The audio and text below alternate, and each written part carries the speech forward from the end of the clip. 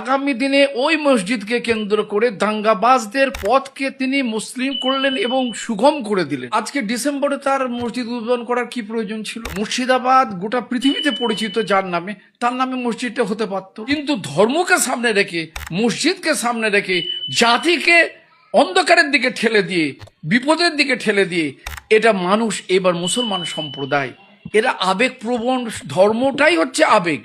এই মুসলমানটা একটু বেশি আবেগপ্রবণ, কিন্তু যে আবেগের সাথে বিবেক না কাজ করে, সে আবেগ মানুষকে ধ্বংসের দিকেই ঠেলে দেবে। যখন ওয়াকাফ বিল নিয়ে বিশাল আন্দোলন করে তুলবার জন্য তারা ব্রিগেড চাইলো, ব্রিগেড পেল না, কোর্টে গেল, কোর্ট পারমিশন দিল না, আর এখন সহজে পারমিশন দিয়ে দিল।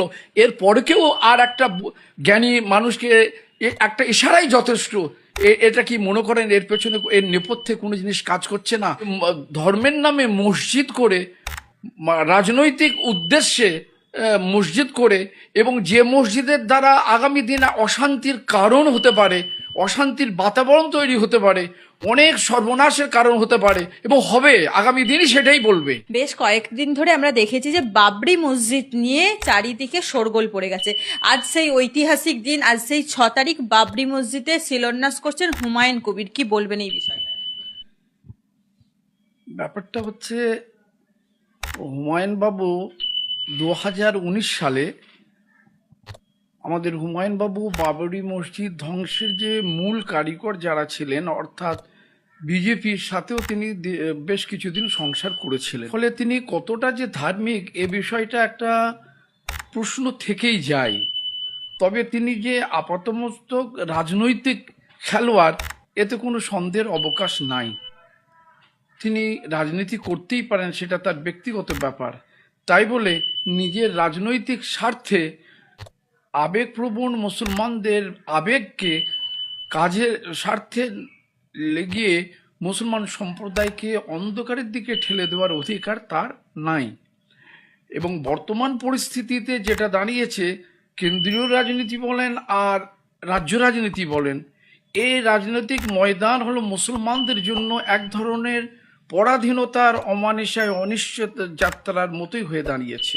তিনি তো বলছেন যে তিনি কোনো রাজনৈতিক কারণে এই মসজিদ বানাচ্ছেন না।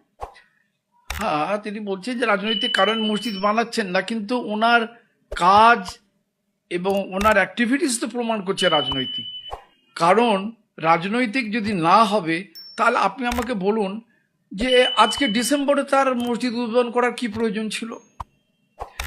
আচ্ছা, বাবরি নামটা না দিয়ে নবাব সিরাজ, যেটা মুর্শিদাবাদ গোটা পৃথিবীতে পরিচিত যার নামে, তার নামে মসজিদটা হতে পারত, বা অন্য কোনো নামে হতে পারত। কিন্তু না করে বাবরি নামটাই বা কেন দেওয়া হলো, এটাও একটা প্রশ্ন। উনি বলছেন রাজনীতি করছি না। তারপরে ব্যাপারটা হচ্ছে যে এটা যে উনি করলেন, সেটা উনি হচ্ছেন এমএলএ, হচ্ছেন এক জায়গায়, সেটা হচ্ছে ভরতপুরের। ভরতপুর হচ্ছে আমার আদি বাড়ি, হচ্ছে ভরতপুর, ওই আপনার মুর্শিদাবাদ সালার তালিবপুরে। তো উনি আপনার ওখানে এমএলএ, রেজিনগর মুর্শিদাবাদে ওনার বাড়ি, কিন্তু মসজিদটা হচ্ছে বেলডাঙ্গায়, যেটা একবারে স্পর্শকাতর এলাকা, এবং এই এলাকাটাকে উনি বেছে নিলেন। এতে লাভটা কি হলো, যে আগামী দিনে ওই মসজিদকে কেন্দ্র করে দাঙ্গাবাজদের পথকে তিনি মুসলিম করলেন এবং সুগম করে দিলেন। এবং এইরূপ যে মসজিদ রাজনৈতিক স্বার্থে হয়, অনেকে বলতে পারেন মমতা ব্যানার্জি তো মসজিদ মন্দির করে ফায়দা লুটছে, আপনার তার ফায়দার জন্য চারিদিকে মন্দির করছে, এ করছে, এটা বলতে পারেন। কিন্তু মমতা ব্যানার্জি যেটা করছেন, সেটা হয়তো তার ধর্ম পারমিট করে। তিনি বিজেপি মসজিদকে নিয়ে রাজনীতি করছে, মন্দিরকে নিয়ে রাজনীতি করছে, উনিও মন্দিরকে নিয়ে রাজনীতি শুরু করেছেন বিজেপির মুখ বন্ধ করার জন্য। এটা হয়তো তার ধর্ম পারমিট করে, কিন্তু আমার ধর্ম কিন্তু পারমিট করে না যে ধর্মের নামে মসজিদ করে, রাজনৈতিক উদ্দেশ্যে মসজিদ করে, এবং যে মসজিদের দ্বারা আগামী দিনে অশান্তির কারণ হতে পারে, অশান্তির বাতাবরণ তৈরি হতে পারে, অনেক সর্বনাশের কারণ হতে পারে এবং হবে, আগামী দিনই সেটাই বলবে। সেটা আমাদের একটু অপেক্ষা করতে হবে। এইরূপ মসজিদ করা সারা শরীয়ত এবং হাদিস কোরআন অনুযায়ী নাজায়েজ এবং হারাম। নাজায়েজ এবং হারাম। মসজিদ হবে কেবলমাত্র আল্লাহর সন্তুষ্টির জন্য।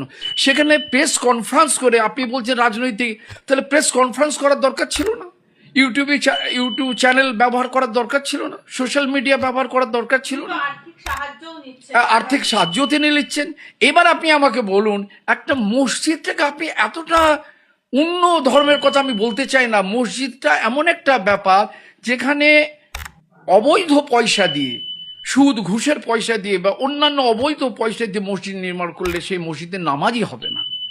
এবং যদি আল্লাহর উদ্দেশ্য না থাকে, সেখানে যদি রাজনৈতিক বা কোনো স্বার্থ উদ্দেশ্য থাকে, সেটা আল্লাহর কাছে মানে ঘৃণিতভাবে প্রমাণিত। এটা হাদিস কোরআনের কথা আমি বলছি।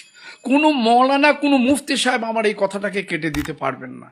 এখন মমতা ব্যানার্জির ওপরে রাগ করে, মমতা ব্যানার্জি অনেক ভুল করেছেন, মমতা ব্যানার্জি এই করেছেন, মমতা ব্যানার্জি এই করেছেন, ঠিক আছে, কিন্তু মমতা ব্যানার্জি ভুল করেছেন, মমতা ব্যানার্জি মুসলমানদের জন্য কিছু করেননি, সেটা একটা আলাদা বিষয়। সেটাকে কাউন্টার আমাকে করতে হবে এইভাবে, এটা তো কোনো যুক্তি নয়। এই যুক্তিকে ধর্ম মানে না। সেটা অন্যভাবে যদি করার ক্ষমতা থাকে সেভাবে করুন।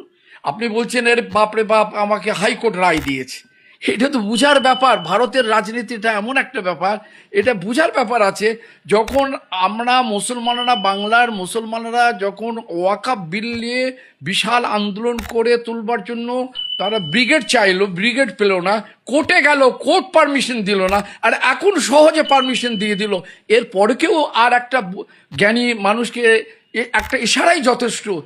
এটা কি মনে করেন এর পেছনে, এর নেপথ্যে কোনো জিনিস কাজ করছে না? আমি তো মনে করি এর পেছনে অনেক বড় একটা মানে চক্রান্ত কাজ করছে। এবং এই পরিকল্পনা হুমায়ুন বাবুর আজকের নয়, কারণ উনি টিভি চ্যানেলের সামনে উনি যা বলেছেন এবিপি আনন্দতে, তার দ্বারা বুঝতে পারা যাচ্ছে তার লোগো তৈরি হয়ে গেছে, তার প্রোগ্রাম, তার সব কিছু তৈরি হয়েছে। তার মানে আগে থেকেই এই পরিকল্পনা। তা এটা রাজনীতি নয় তো তাহলে কি বলবো? এটা কি ধর্মের জন্য, আল্লাহর জন্য? আপনি আমাকে বলুন যে আজ ওখানে যদি মসজিদ না করে যদি অন্য কিছু একটা করতে পারতেন, যে আজকে তার কমিউনিটির একটা উপকার হতো। একটা ইউনিভার্সিটি মুখ্যমন্ত্রীকে বলে হচ্ছে না, একে বলে হচ্ছে না, আপনি একটা ইউনিভার্সিটি করে চ্যালেঞ্জ করে দেখিয়ে দেন। সেটা করলেন না, বা অন্য কিছু করলেন না, আপনাকে করতে হবে মসজিদ। তো এখন ব্যাপারটা হচ্ছে এই রাজনৈতিক উদ্দেশ্য সাধনে, এবং এখানে এই মসজিদ যদি আগামী দিনে অশান্তির কারণ হয় মানে হয়ে বসে আছে, তাহলে কিন্তু এইরূপ মসজিদে শরীয়ত অনুযায়ী অবৈধ, নাজায়েজ, হারাম। কেন হাদিস পাকের মধ্যে কোরআন এর আয়াত নাজিল হয়েছে। হযরত মুহাম্মদ রাসূলুল্লাহ সাল্লাল্লাহু তাআলা আলাইহি ওয়াসাল্লাম যখন তিনি মদিনায় এলেন হিজরত করে মক্কা থেকে, আসার পরে তিনি আপনার মসজিদে কোবা বলে একটা মসজিদ তৈরি হয়েছিল। সেই মসজিদে কোবাতে সবাই নামাজ পড়তে যেত, কিন্তু কিছু মুনাফেক মানে কপট, যার বাহ্যিকটা মানে ইসলাম মোহাম্মদ রসুল্লাহর সাথে থাকতো, কিন্তু কাজগুলো হচ্ছে মোহাম্মদ রসুল্লাহর অ্যান্টি ধর্মের, অ্যান্টি ইসলামের। তো তারা একটা গ্রুপ 10 জন ছিল, তারা একটা মসজিদ তৈরি করলো। এবং এই মসজিদ তৈরি করে অনেক বড় ইতিহাস, আমি ইতিহাস বলতে চাচ্ছি না। এই মসজিদ তৈরি করে তাদের উদ্দেশ্য ছিল ইসলামের ক্ষতি করা, মুসলমানদের মধ্যে দলাদলি সৃষ্টি করা, এবং আপনার মোহাম্মদ রসুল্লাহর ক্ষতি করা ইত্যাদি উদ্দেশ্য ছিল। এরা কপট, মুনাফেক যাকে বলা হয়, কপট, অন্তরটা একরকম বাহ্যিক। তো তারা হজরত মোহাম্মদ রসুল্লাহকে বারবার গিয়ে রিকোয়েস্ট করছে আপনি এসে মসজিদটা উদ্বোধন করে দেন, তাহলে এটা অনেক মুবারক হবে, অনেক ভালো হবে, পুণ্যের কাজ হবে, মানুষ সবাই করবে। একদম রাজনৈতিক কারণ, এটা পরিষ্কার। কিন্তু আমার কথা, রাজনীতি করুন না। তিনি যদি মুখ্যমন্ত্রীকে কাউন্টার করার মতো তার যদি অন্য ক্ষমতা থাকে, অন্য পথ অবলম্বন করুন। কিন্তু ধর্মকে সামনে রেখে, মসজিদকে সামনে রেখে, জাতিকে অন্ধকারের দিকে ঠেলে দিয়ে, বিপদের দিকে ঠেলে দিয়ে, এটা মানুষ, এবার মুসলমান সম্প্রদায় এরা আবেগপ্রবণ। ধর্মটাই হচ্ছে আবেগ, এই মুসলমানটা একটু বেশি আবেগপ্রবণ। কিন্তু যে আবেগের সাথে বিবেক না কাজ করে, সে আবেগ মানুষকে ধ্বংসের দিকেই ঠেলে দেবে। আজ মুসলমানদের দুর্গতির অবস্থার মূল কারণ হলো এটাই, এটা আমি মনে করি।